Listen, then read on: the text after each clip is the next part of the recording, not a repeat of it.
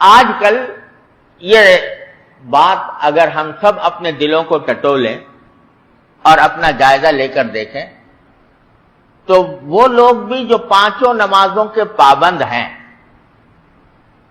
وہ اگر اپنی نمازوں کی طرف ذرا متوجہ ہوں تو شاید ہی کوئی اللہ کا بندہ ایسا ہوگا جو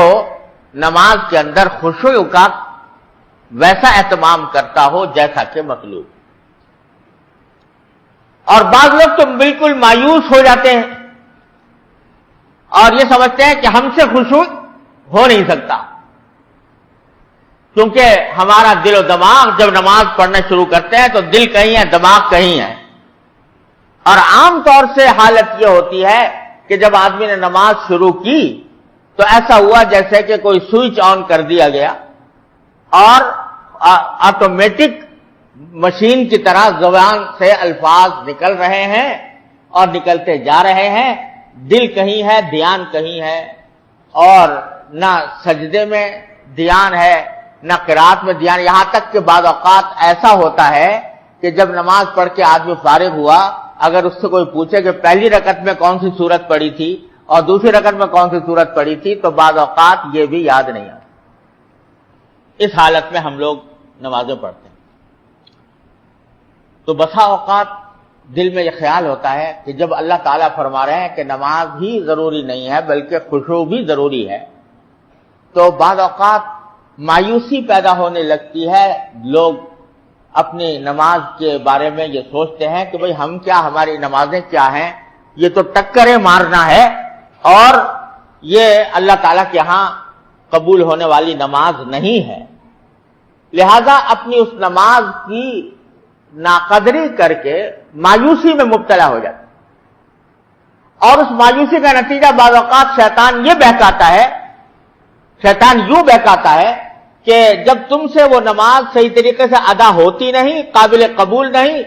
تو پھر کیا ضرورت ہے اس محنت کرنے کی. لہذا بعض اوقات نماز ہی سے محروم کرا دیتا ہے. تو میں تھوڑی سی بات عرض کرنا چاہتا ہوں کہ خشوع کا کیا مطلب ہے اور کس طرح ہم اس کے اوپر عمل کر سکتے ہیں, قرآن کریم کی اس حکم پر کس طرح عمل کیا جاتا ہے. دراصل بات یہ ہے کہ خشوع کے معنی یہ ہے کہ اپنے اختیار سے آدمی ان الفاظ کی طرف دھیان دے جو وہ زبان سے ادا کر رہا ہے. اس کا آسان طریقہ یہ ہے, یعنی جب آدمی نے نماز کی نیت باندھی, سورہ فاتحہ پڑھنی شروع کی, الحمدللہ رب العالمین کہا, تو اس کو پتہ ہونا چاہیے کہ میں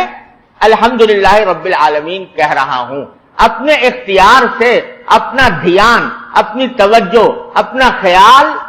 ان الفاظ کی طرف لگائے جو وہ زبان سے ادا کر رہا ہے. یہ اتنا کر لے گا تو خشوع حاصل ہو جائے گا. اب کیونکہ اللہ تبارک و تعالیٰ نے کوئی ایسا کام انسان کے ذمے فرض نہیں کیا جو اس کے اختیار سے باہر ہو اور جو اس کی طاقت سے باہر ہو, اس واسطے اگر بے اختیار کچھ خیالات دل میں آ گئے تو وہ خشوع کے منافی نہیں, اللہ تعالیٰ کے یہاں سے معاف. آپ نے نماز پڑھنی شروع کی, دھیان شروع میں لگایا, اللہ اکبر دھیان سے کہا, سبحانک اللہم پڑھا, ابھی پڑھائی تھا کہ ذہن کسی اور طرف غیر اختیاری طور پر چلا گیا, تو وہ غیر اختیاری طور پر جو چلا گیا ہے وہ معاف ہے اللہ تعالیٰ کے ہاں, اور اس کے نتیجے میں وہ آپ کے اوپر کوئی گناہ نہیں. لیکن جب یاد آ جائے پھر فوراً انہی الفاظ کی طرف لوٹائیں جو زبان سے ادا کیے جا رہے ہیں. اتنا کر لیں تو خشوع کی کا جو ادنا درجہ ہے الحمدللہ جو مطلوب ہے, جو ضروری ہے, وہ حاصل ہو جائے گا.